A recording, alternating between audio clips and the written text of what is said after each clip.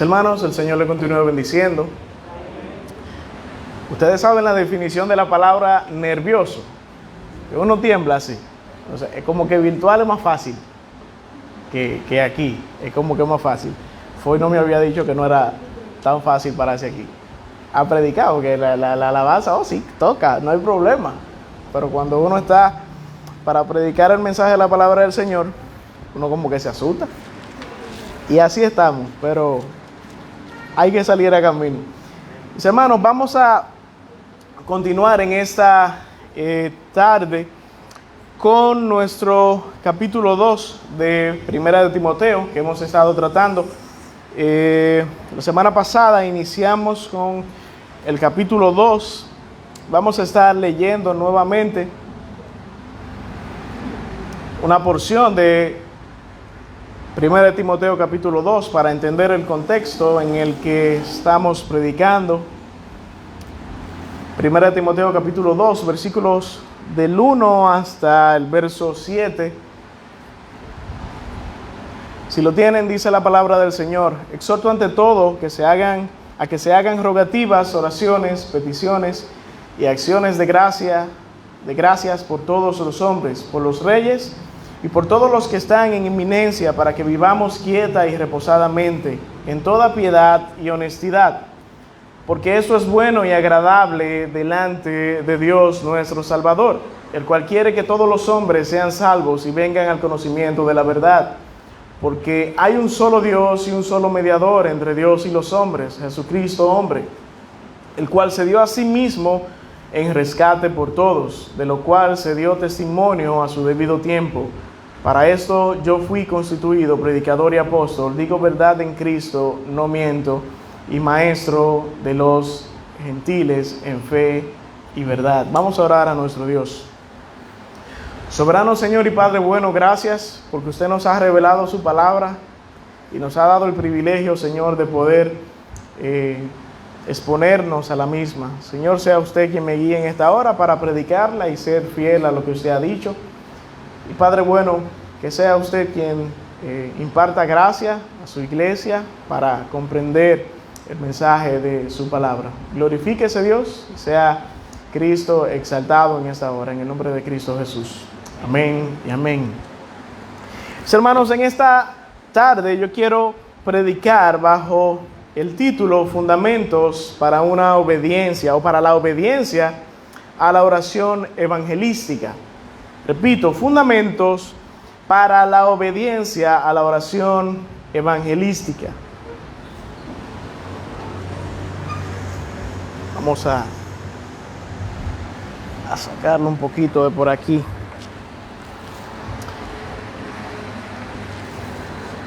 Y antes de que nosotros iniciemos en materia, nosotros debemos de ver algunas cosas o repasar algunas cosas que nosotros estuvimos viendo en la semana pasada. La semana pasada nosotros estuvimos viendo en el capítulo 2, versículo del 1 al 4, que Pablo hace un llamado a la oración evangelística.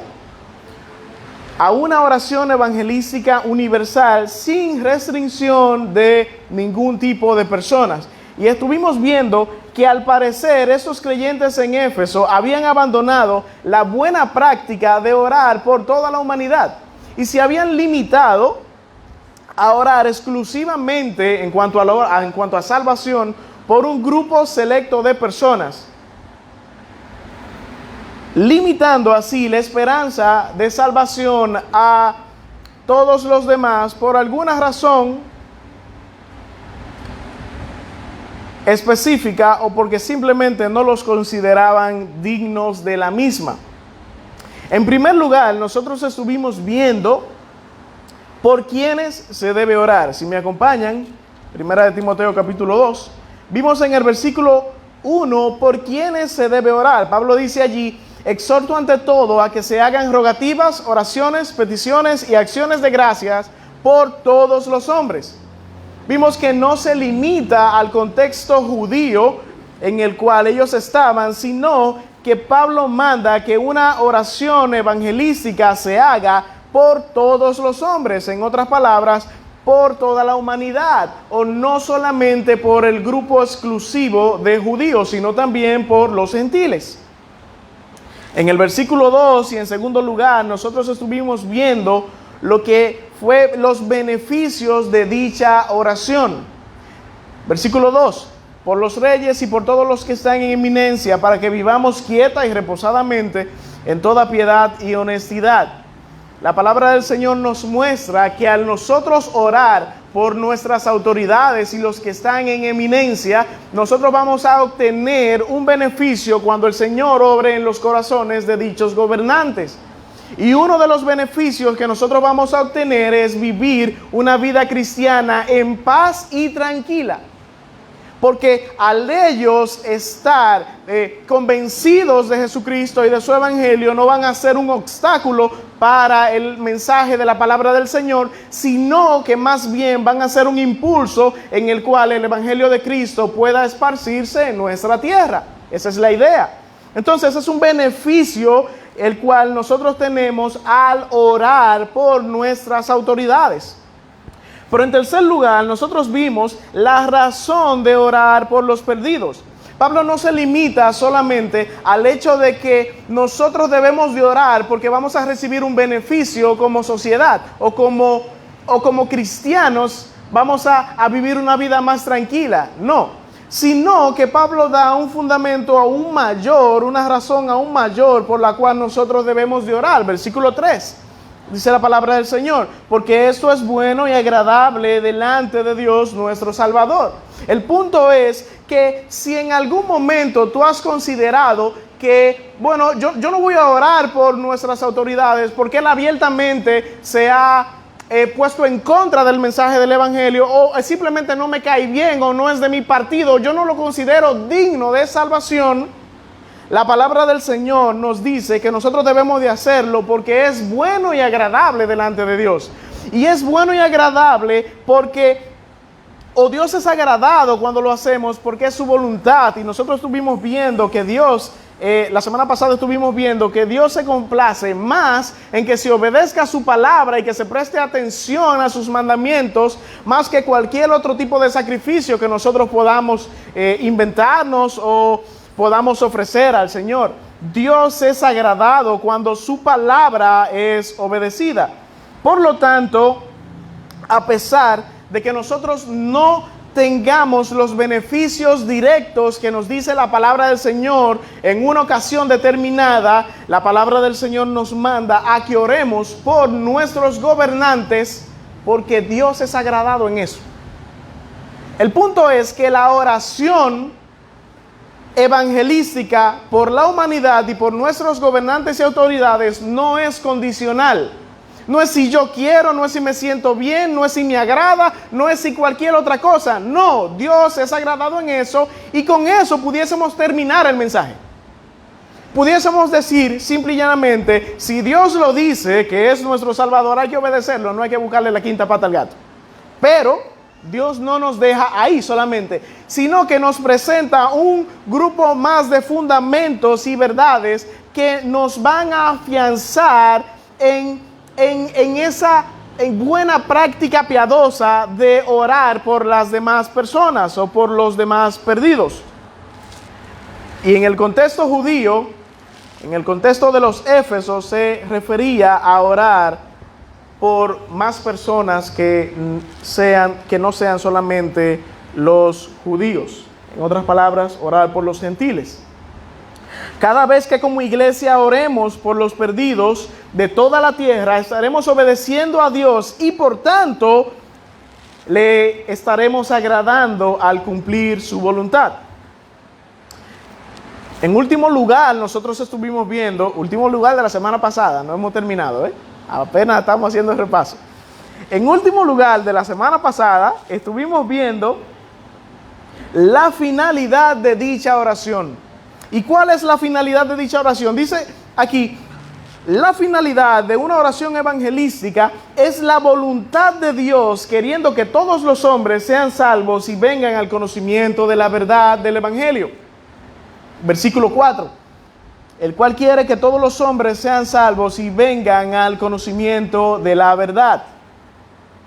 Estuvimos hablando acerca de la voluntad de Dios y yo he querido hacer hoy un poquito más de hincapié, un poquito más que la semana pasada, de hincapié en esta parte de la voluntad de Dios, porque creo que es necesario que nosotros entendamos este aspecto de la voluntad de Dios, porque si no, no estaríamos comprendiendo el texto y podríamos incluso tener preguntas sin contestar. Nosotros estuvimos viendo la semana pasada, así a vuelo de pájaro, que Dios, la voluntad de Dios, pudiésemos dividirla entre la voluntad prescriptiva y la voluntad descriptiva. La voluntad prescriptiva es la ejecución de su decreto, es la que Dios determina, esto va a pasar así desde antes de la fundación del mundo, y no hay quien detenga su mano y le diga qué haces, eso va a pasar así y es irrefutable, no hay forma de contradecir a Dios y punto. Esa es la voluntad decretiva o prescriptiva. Pero hay otra voluntad que no contradice a la primaria, pero sí es el deseo íntimo del Señor, es su deseo general. Por ejemplo, Dios no quiere que nadie peque, Dios no quiere que se hable mentira, Dios no quiere que se cometa asesinato. Ese es el punto. Esa es la voluntad y el deseo general de Dios, es su deseo íntimo en cuanto a su naturaleza, es así. Ahora, está la otra voluntad o la otra parte de la voluntad de Dios en la cual Dios ejecuta un decreto y dice esto es así y punto. Y vamos a ver en el día de hoy algunos ejemplos de esto para que estemos un poquito más claros al respecto de este tema. Si me acompañan por favor al libro de Génesis capítulo 18, vamos a ir allí al libro de Génesis capítulo 18.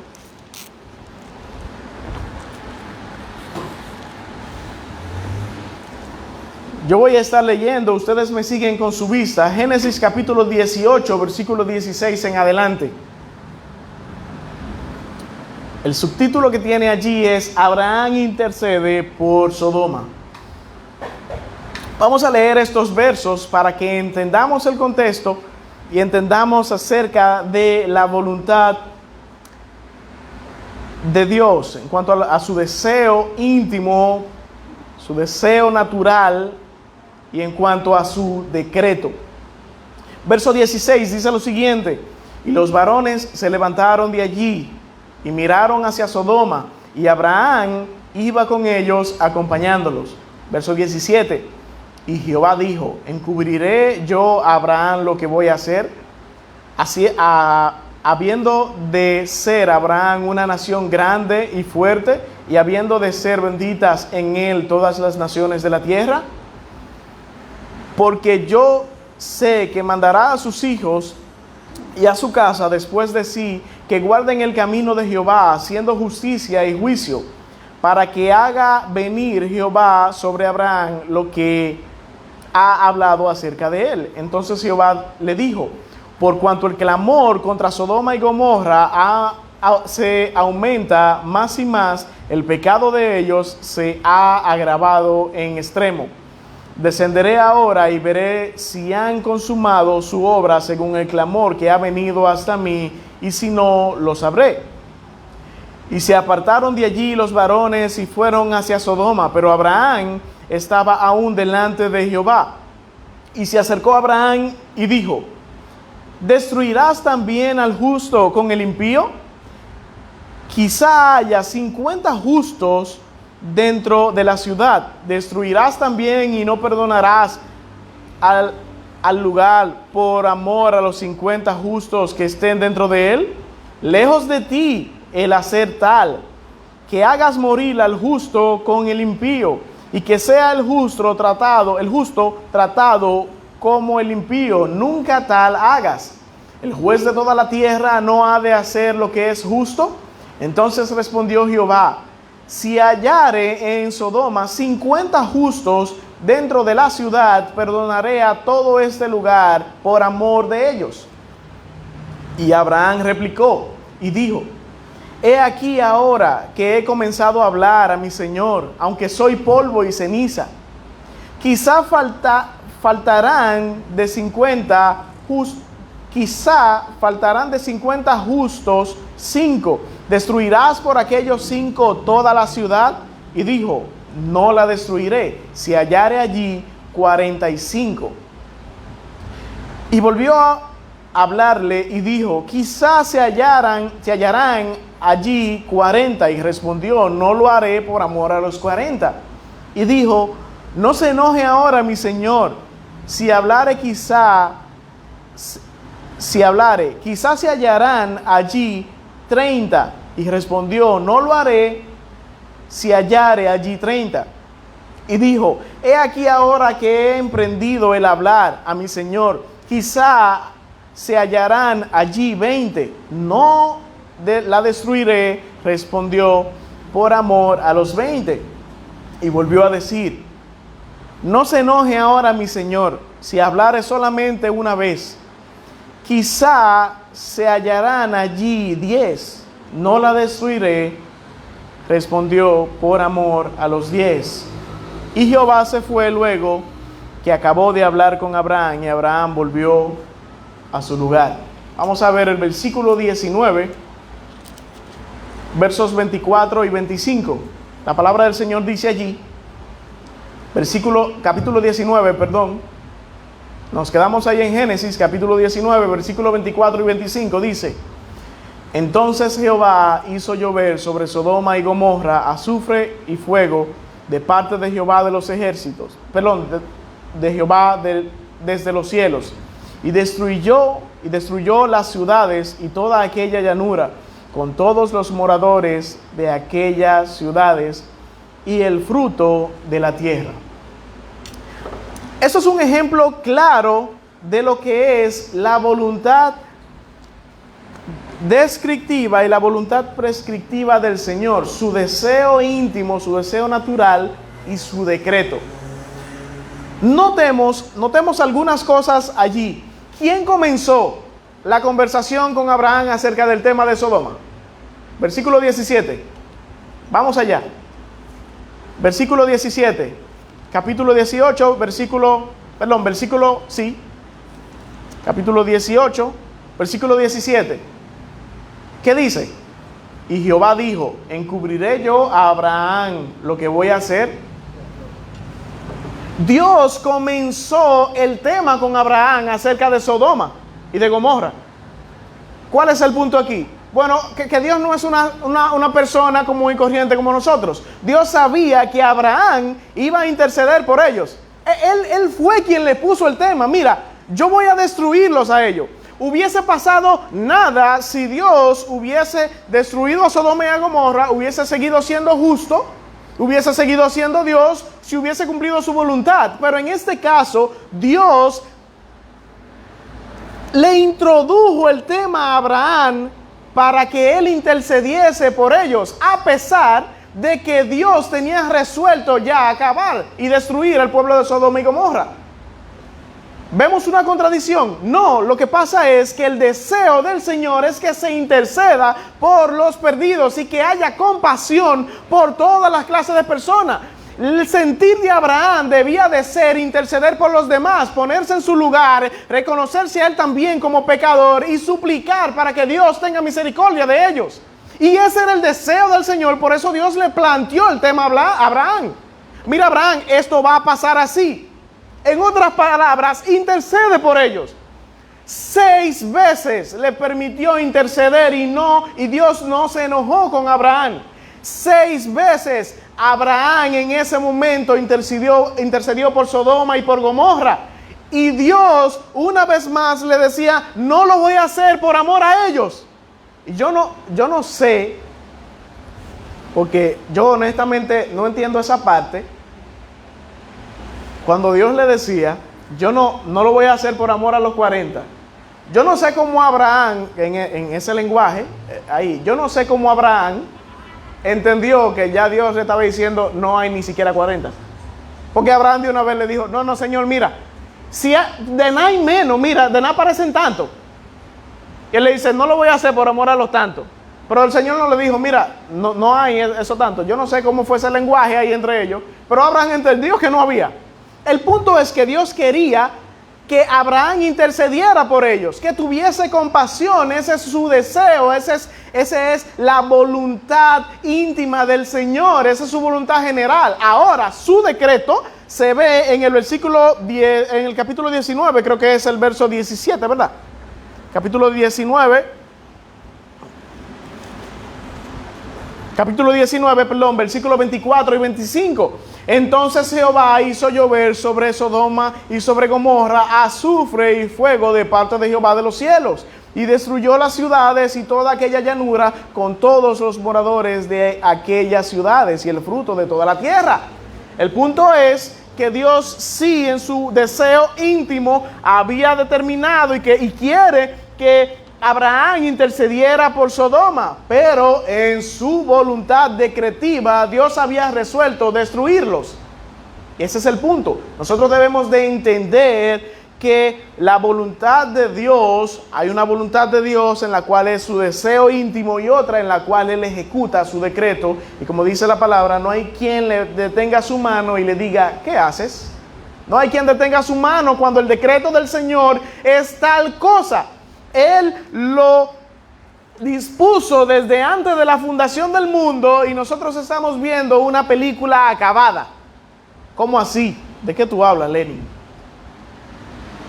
Cuando un productor de cine hace una película, se ponen a grabarla con todos los actores, graban las escenas y la terminan. Cuando la terminan y usted va al cine, usted va viendo escena por escena, pedazo por pedazo, pero esa película ya se acabó. Esa película ya la terminaron. La idea es que Dios ya terminó su obra y nosotros estamos viviendo paso por paso lo que Dios ya dispuso. Entonces, Dios ya determinó desde antes de la fundación del mundo que Sodoma y Gomorra había de ser destruido porque iban a pecar. Pero aún así, Dios quería que oraran por ellos. Vamos a ver en Ezequiel, por favor, acompáñenme a Ezequiel, capítulo 3, versículos 4, 7 y 11. Ezequiel, capítulo 3.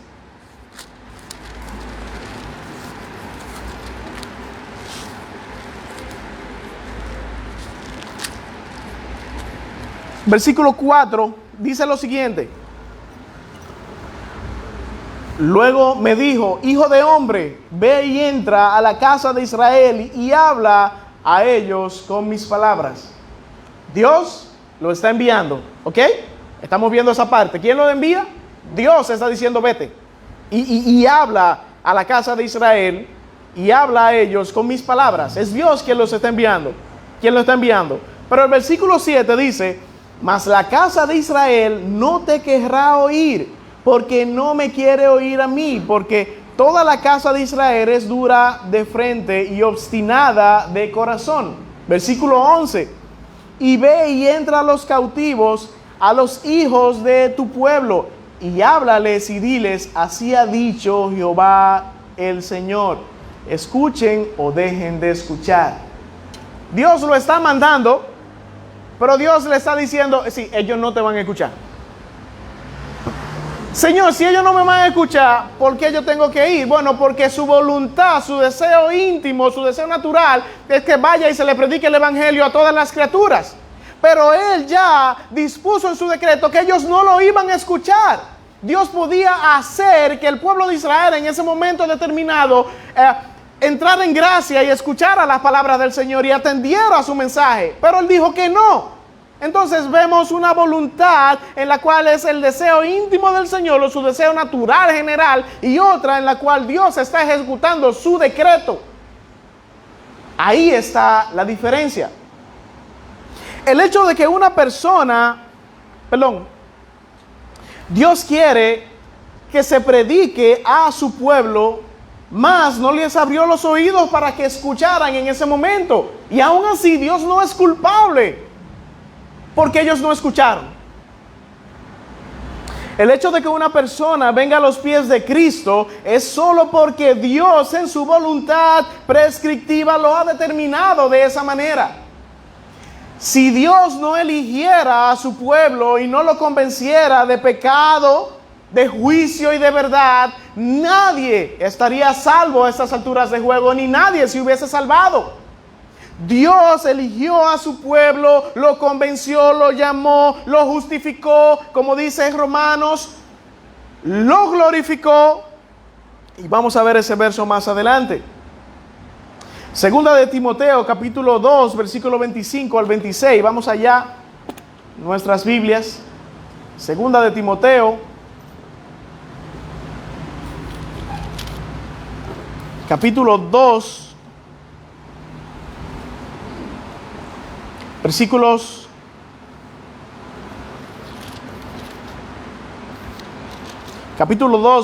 25 y 26 dice: que con mansedumbre corrija a los que se oponen, por si quizá Dios les conceda que se arrepientan para conocer la verdad y escapen del lazo del diablo en que están cautivos a voluntad de él. Para que con mansedumbre corrija a los que se oponen, por si quizá Dios le conceda que se arrepientan. Mis hermanos, Dios en su buena voluntad, en su gracia, en su misericordia, a todos los que estamos aquí, que hoy le conocemos, fue quien nos concedió ese arrepentimiento. Sí, nosotros somos responsables y el ser humano es responsable de decir que sí al Evangelio. Dios no exime al ser humano de su responsabilidad de decir que sí, de venir a los pies de Cristo. Pero mis hermanos, cuando usted ve a una persona que está viniendo a los pies de nuestro Salvador, al final entienda que Dios lo está atrayendo. Ninguno puede venir al Padre si el Hijo no lo trajere. Y la palabra allí, aunque no estamos hablando de ese texto en específico, pero la palabra allí que se traduce es el kuos. Y lo que significa es que Cristo tiene que arrastrarte literalmente para traerte a los pies del Señor, porque nosotros estamos corriendo en vía contraria. Ese es el punto. Nosotros corremos en vía contraria, todo lo que tiene que ver con el Señor. Y es Cristo quien nos trae a los pies del Señor. Esa es la idea del mensaje de la palabra de nuestro Dios. ¿Y por qué yo menciono este texto y planteo trato de aclarar este tema? Es que es necesario entender cuando el Señor está diciendo que Él quiere que todos los hombres sean salvos, se refiere a su deseo íntimo y no a su decreto. Y en segundo lugar podemos ver o entenderlo de que se está refiriendo a que Dios quiere que de todo tipo de personas sean salvos. Me toca beber en el vasito de la niña.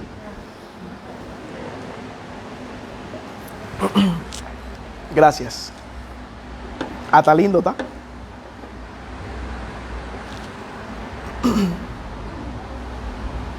Si Dios quisiese que el 100% de la humanidad fuesen salvas, pues así lo fuese.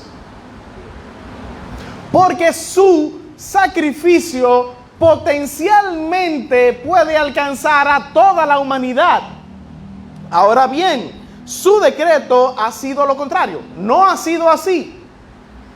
Y si usted y yo creemos que el 100% de la humanidad le fue saldada la deuda, entonces nosotros estamos afirmando que hay un grupo de personas en el infierno que están sufriendo injustamente, porque ya Cristo pagó por ellos. Eso no es así.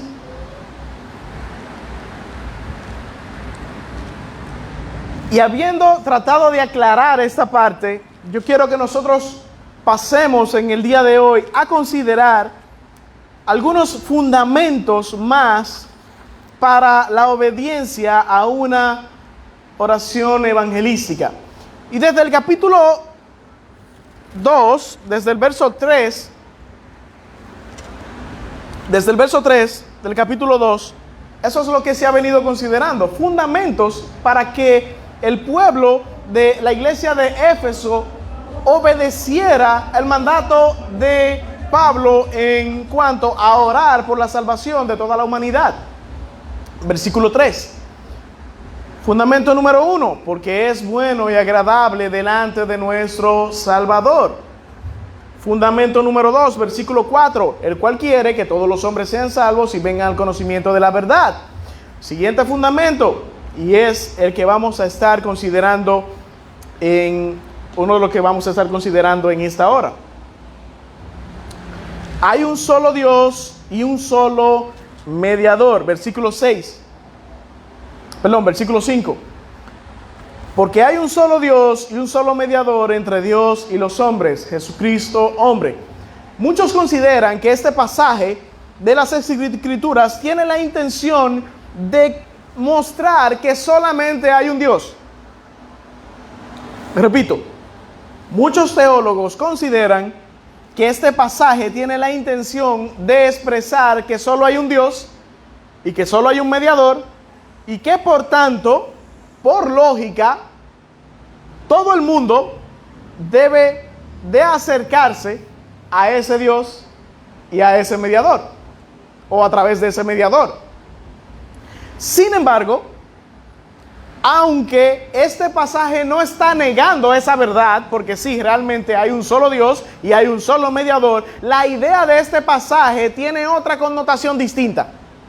La idea de este pasaje, en el contexto en el que está este verso, es hacerle entender a los efesios que estaban teniendo una mala práctica de orar solamente por un grupo elitista, es hacerle entender que el Dios de ellos, que los creó y que los salvó y que salva a mucho pueblo judío, ese Dios es también el Dios de los gentiles.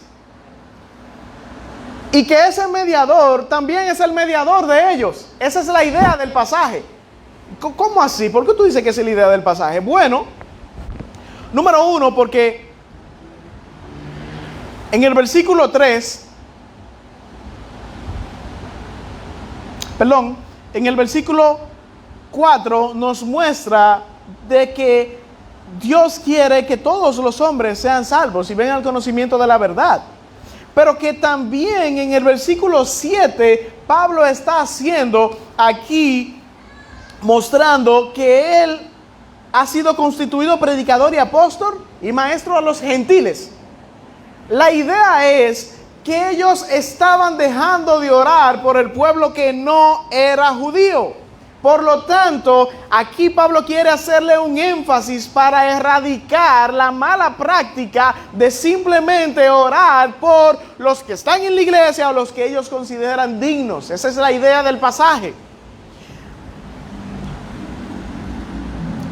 Y la idea es dejar en claro de que el Dios de los judíos es también Dios de los gentiles.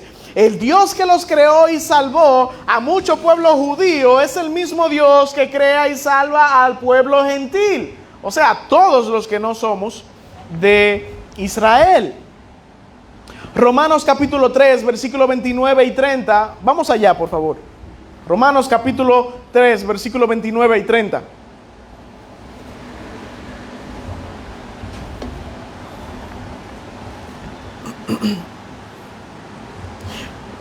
Si lo tienen, miren lo que dice la palabra del Señor. ¿Es Dios? Es una pregunta. ¿Es Dios solamente Dios de los judíos? ¿No es también Dios de los gentiles? Ciertamente también de los gentiles. Versículo 30. Porque Dios es uno. Y Él justificará por la fe a los de la circuncisión y por medio de la fe a los de la incircuncisión. Y yo no sé si ustedes están viendo la similitud entre un pasaje y otro, pero en ambos Pablo está diciendo, ¿es Dios solamente de los judíos? El tema está ahí. Judíos y gentiles, ¿de quién es Dios? De ambos. Y en el verso 30 dice, casi igual como dice en el versículo 5 de 1 Timoteo capítulo 2. Miren, Romanos 3, 30 dice, porque Dios es uno. Primera Timoteo capítulo 2 versículo 5, porque hay un solo Dios y un solo mediador entre Dios y los hombres. La idea del pasaje es dejarles en claro que el mismo Dios de los judíos también es el mismo Dios de los gentiles. Y como digo, esto no contradice la verdad de que Dios es un solo y hay un solo mediador y por tanto debemos de acudir con vehemencia a ese Dios. Eso no contradice eso, pero la idea o el pasaje tiene la connotación de hacer la relación entre Dios y los hombres, o entre Dios y el pueblo judío, y entre Dios y el pueblo gentil. Es el mismo Dios, es el mismo mediador, y por tanto es un fundamento clave para la oración evangelística. Hay que orar por todos los perdidos y no solamente por el pueblo judío, porque es el mismo Dios quien los salva, es el mismo mediador Jesucristo. Apocalipsis capítulo 5 verso 9 dice lo siguiente: y cantaban un nuevo cántico diciendo: digno eres de tomar el libro y de abrir sus sellos, porque tú fuiste inmolado y con tu sangre nos has redimido para Dios. Y escucha lo que dice: de todo linaje y lengua y pueblo y nación. El punto es que Dios en su gracia nos ha dado un evangelio con alcance universal. Nos ha dado un evangelio para salvar a todo tipo de personas, para salvar a todo tipo de todo lugar, de todo linaje, de todo pueblo y de todas las naciones. El evangelio de Cristo es eficaz y universal para todos. Esa es la idea del pasaje.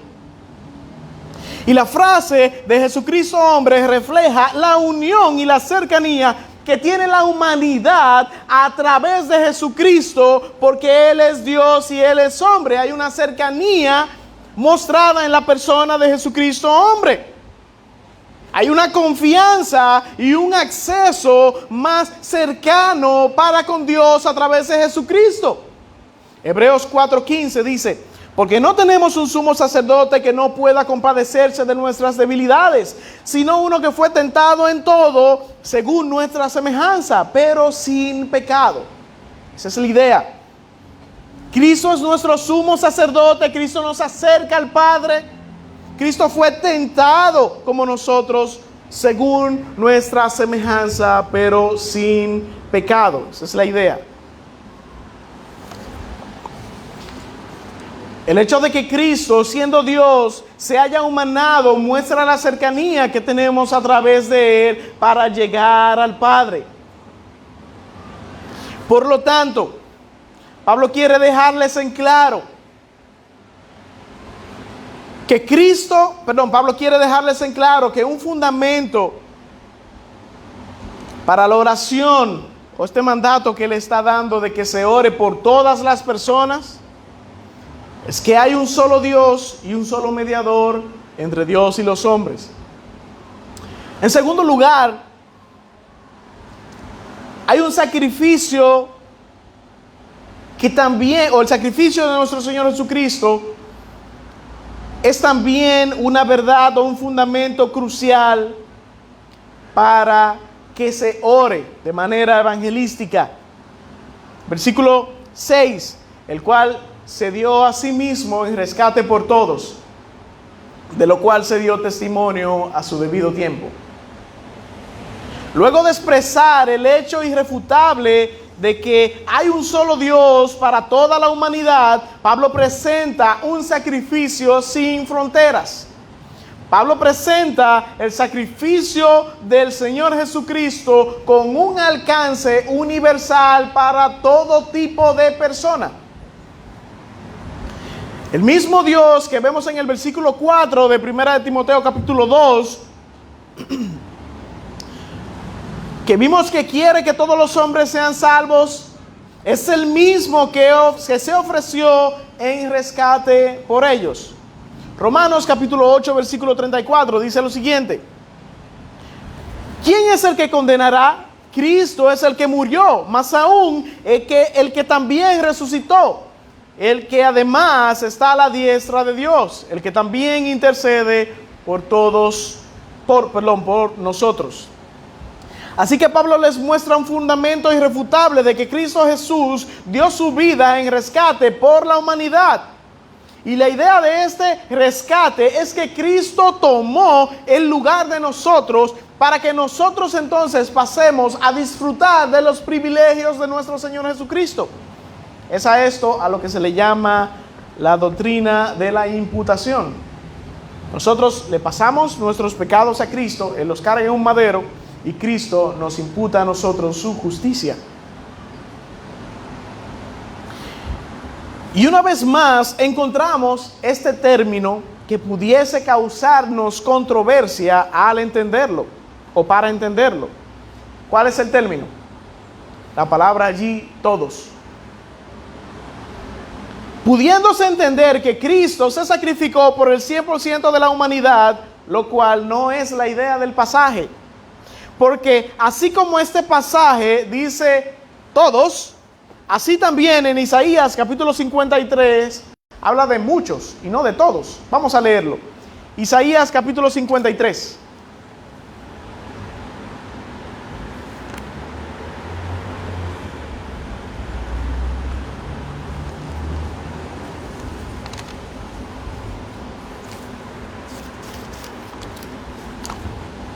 Síganme con la vista, Isaías capítulo 53. Miren lo que dice la palabra del Señor. ¿Quién ha creído a nuestro anuncio? ¿Y sobre quién se ha manifestado el brazo de Jehová? Subirá cual renuevo delante de él, y como raíz de tierra seca. No hay parecer en él, ni hermosura. Le veremos más inatractivo para que le deseemos. Despreciado y desechado entre los hombres, varón de dolores, experimentado en quebranto, y como que escondimos de él su rostro, fue menospreciado y no lo estimamos. Ciertamente llevó él nuestras enfermedades y sufrió nuestros dolores. Y nosotros le tuvimos por azotado, por herido de Dios y abatido. Mas él herido fue por nuestras rebeliones, molido por nuestros pecados. El castigo de nuestra paz fue sobre él, y por su llaga fuimos nosotros curados. Todos nosotros nos descarriamos como oveja, cada cual se apartó por su camino. Mas Jehová cargó en él el pecado de todos nosotros. Angustiado él y afligido, no abrió su boca. Como cordero fue llevado al matadero, y como oveja delante de sus trasquiladores enmudeció y no abrió su boca. Por cárcel y por juicio fue quitado, y su generación, ¿quién la contará? Porque fue cortado de la tierra de los vivientes, y por la rebelión de mi pueblo fue herido. Y se dispuso con los impíos su sepultura, mas con los ricos fue su muerte, aunque nunca hizo maldad, ni hubo engaño en su boca. Con todo esto Jehová quiso quebrantarlo, sujetándole a padecimiento. Cuando haya puesto su vida en expiación por el pecado, verá linaje, vivirá por largos días, y la voluntad de Jehová será en su mano prosperada. Escuche bien lo que dice el verso 11. Verá el fruto de la aflicción de su alma y quedará satisfecho. Por su conocimiento justificará a mi siervo a muchos y llevará las iniquidades de ellos. Versículo 12. Por tanto, yo le daré parte con los grandes, y con los fuertes repartirá despojos. Por cuanto derramó su vida hasta la muerte y fue contado con los pecadores, habiendo él llevado el pecado de muchos y orado por los transgresores. Así que nosotros debemos de entender, cuando veamos el término todos, debemos de ubicarlo en el contexto en el que está, y en este contexto en el que se nos muestra aquí la palabra del Señor, se refiere a todo tipo de persona, o no solamente al grupo selectivo de judíos, sino también a los gentiles.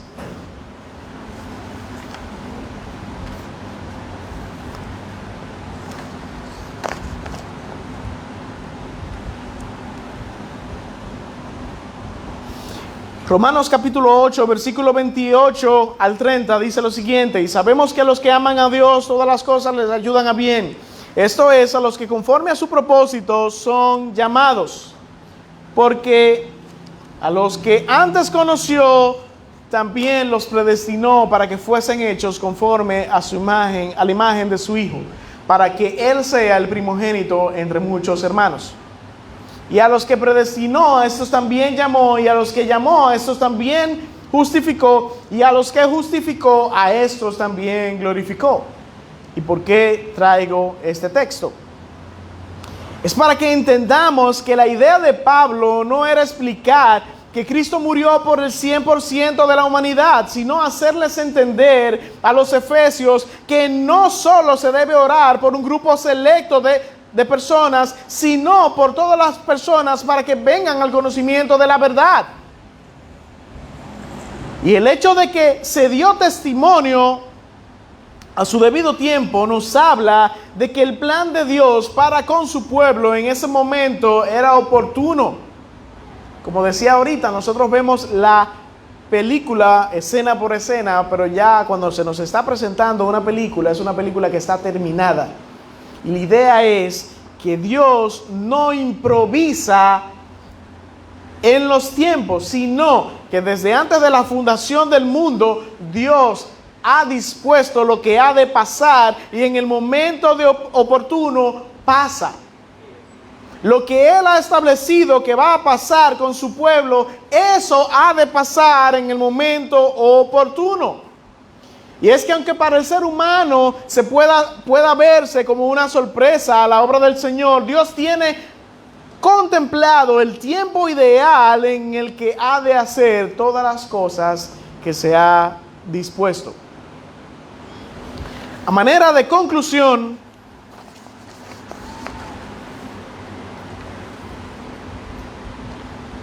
es necesario hacerle caso al mandato de Pablo de orar por los perdidos por varias razones. Y repaso.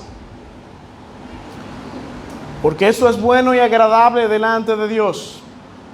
Porque Él quiere que los hombres sean salvos y vengan al conocimiento de la verdad. Porque hay un solo Dios y un solo mediador entre Dios y los hombres. Y porque Él mismo se dio en rescate por su pueblo. Algunas aplicaciones o reflexiones en cuanto a esto es preguntarnos cómo estamos nosotros como iglesia, cuál es nuestro sentir como iglesia en cuanto a las autoridades, en cuanto a las otras personas. ¿Cómo estamos nosotros ejercitándonos en la oración hacia los perdidos? ¿Cómo estamos nosotros ejercitándonos en cuanto a la oración hacia nuestras autoridades? Y el día en que nosotros dudemos o no estemos de acuerdo con una oración evangelística hacia un grupo determinado de personas, recordemos que hay que hacerlo porque le agrada a Dios. Hay que hacerlo porque Dios quiere que sean salvos. Hay que hacerlo porque hay un solo Dios y un solo mediador entre Dios y los hombres.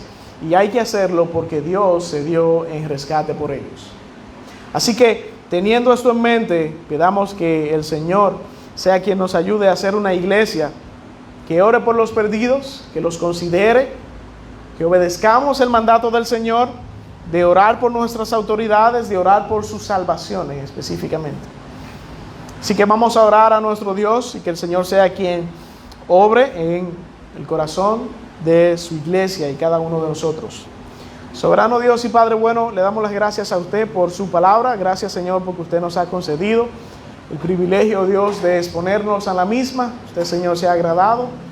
Padre, usted quite lo humano y se quede su palabra, se quede Cristo en medio nuestro, Dios. Y Padre bueno, gracias por ayudarnos a pesar de nuestras debilidades. Usted, Señor, sea quien nos ayude a ser una iglesia comprometida con la oración de los perdidos, a ser una iglesia, Dios, que nos consideremos en el tiempo en que vivíamos anteriormente, Y Padre, y oremos por la salvación de las almas, de toda la humanidad, de todo tipo de personas, Señor. Que podamos, Padre bueno, colaborar con la expansión de su evangelio a través de la oración evangelística. Y Padre, que nosotros podamos tener un corazón dispuesto a orar por todos, con la fe y la esperanza de que usted traerá a los pies de Cristo aquellos que ya usted predispuso desde antes de la fundación del mundo, que sean salvos. Gracias, Dios. Ayúdenos a gozarnos en su verdad. Ayúdenos a no amargarnos, Dios, porque estemos en contra de una u otra verdad de las Escrituras. Más bien, ayúdenos a glorificarle y a exaltarle, porque si no fuese por su elección, nosotros no estaríamos aquí ninguno. Padre, ayúdenos a ser comprometidos en orar por todas las personas para que sean salvos y confiar, Padre, en que usted habrá de traer a aquellos que han de ser salvos. Gracias, Dios. Glorifíquese en medio nuestro y exalte, Padre, a Cristo y edifique a su iglesia, porque se lo pedimos, Dios, en el nombre de Cristo Jesús. Amén y amén.